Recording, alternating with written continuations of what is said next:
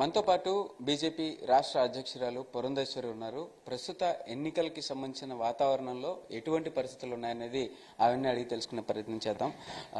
Madam, ఇప్పటికే చాలా రకాలుగా రాజకీయంగా పరిస్థితులు కూడా మారుతూ వస్తున్నాయి. పొత్తుల విషయంలో కూడా కొన్ని చేంజెస్ కూడా వస్తున్న పరిస్థితి అయితే ఉంది. ఇదే విషయంలో ఇప్పటికే పవన్ కళ్యాణ్ కూడా మన ఢిల్లీ వెళ్ళి మాట్లాడొచ్చిన పరిస్థితి ఉంది. ఈ పొత్తు విషయంలో మీరేమంటారు? ఈ జనసేన బీజేపీ పొత్తు ఉందా, లేకపోతే జనసేన టీడీపీగా మారిపోయింది అనుకోవాలా? మేము ఎప్పుడు అనలేదు కదండి. మాకు జనసేనతో మా పొత్తు తెగిపోయిందని మేము అనలేదు. లేదా పవన్ కళ్యాణ్ గారు కూడా స్వయంగా వారు చెప్పలేదు, ఇంకా మా పొత్తు కొనసాగదని వారు కూడా చెప్పలేదు. లేదా మా అగ్రనాయకత్వం కూడా ఢిల్లీ నుండి ఎప్పుడు కూడా మాకు చెప్పలేదు, ఇంకా జనసేనతో మనకి బంధుత్వం అయిపోయింది అని చెప్పి వారు కూడా చెప్పలేదు. కనుక ఇప్పుడు ప్రస్తుతం మాకు ఖచ్చితంగా జనసేనతోటి మేము పొత్తులో ఉన్నట్టే లెక్క.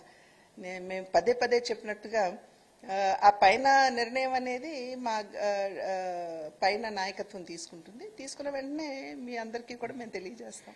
అంటే ఇప్పటికే సీట్ల సర్దుబాటు అంశంలో కూడా చాలా వరకు దాదాపు 175 సీట్లకు సంబంధించి కూడా అక్కడ వస్తున్నటువంటి చూస్తే జనసేనకి ఇన్ని, టీడీపీకి ఇన్ని అని చెప్పిన డిస్ట్రిబ్యూషన్ కూడా అయిపోతున్నటువంటి పరిస్థితుల్లో దాదాపు బీజేపీ ఒంటరి పోరాటమే అన్నట్టుగా కూడా అక్కడ పరిస్థితులు కనిపిస్తున్నాయా అనుకోవాలి? ఎలా చూడాలి? నేను ఇందాక అన్నట్లుగా జనసేన తోటి మేము పొత్తులో ఉన్నాము. ఆ పైన పొత్తు అంటారా, అది ఖచ్చితంగా మా పైన నాయకత్వం తెలియజేస్తుంది. అయితే కింద మాత్రం మేము ఖచ్చితంగా మేము పార్టీని బలోపేతం చేసుకోవడానికి, మా సంస్థాగతపరమైనటువంటి బలాన్ని పెంచుకోవడానికి కార్యకర్తలు కూడా ఉత్సాహంగా పనిచేస్తున్నారు.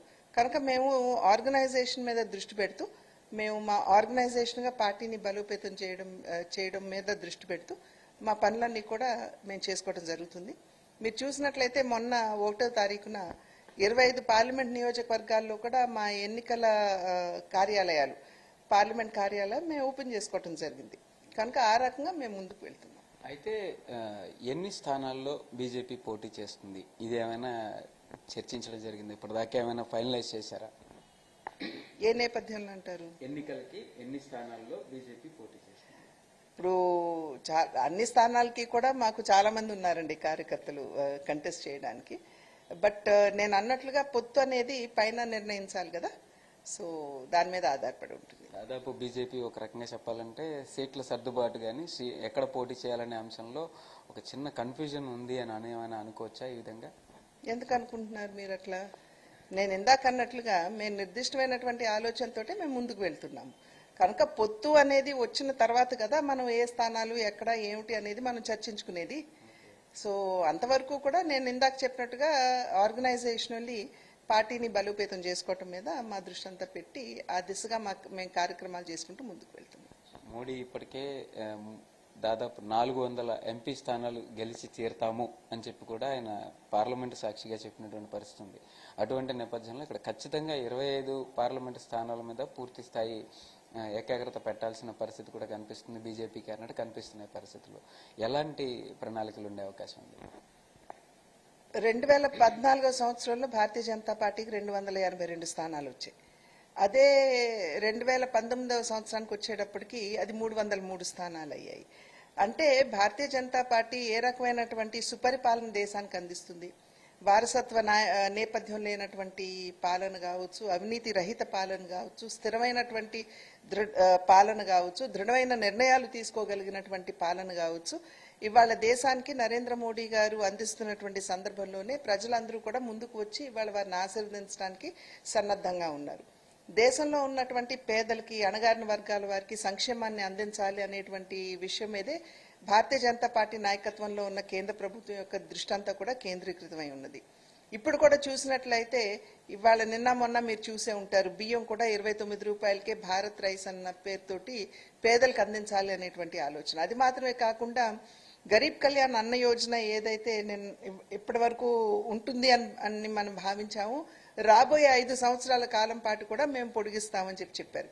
బడ్జెట్లో చూసినట్లయితే ఇంకొక 2 కోట్ల ఇళ్లని పేదలకు అందివ్వాలి అని చెప్పి వారు ముందుకు రావడం జరిగింది. అది మాత్రమే కాకుండా మధ్యతరగతి వారి కళ ఏదైతే సొంత ఇంటి కళ ఉందో, మధ్యతరగతి వారు ఎప్పుడూ కూడా మేము విస్మరింపు గురవుతున్నాం అనేటువంటి భావన వారిలో ఉన్నటువంటి సందర్భంలో వారికి కూడా మంచి చేయాలి అనేటువంటి ఆలోచనతోటి ఇళ్ల నిర్మాణానికి ఒక ప్రత్యేకమైన పథకాన్ని తీసుకొస్తామని చెప్పారు. అదేవిధంగా ట్యాక్స్ ఎగ్జామ్షన్స్ లో కూడా మధ్యతరగతి వారికి ప్రత్యేకమైనటువంటి వారు దృష్టి కేంద్రీకరించడం జరిగింది.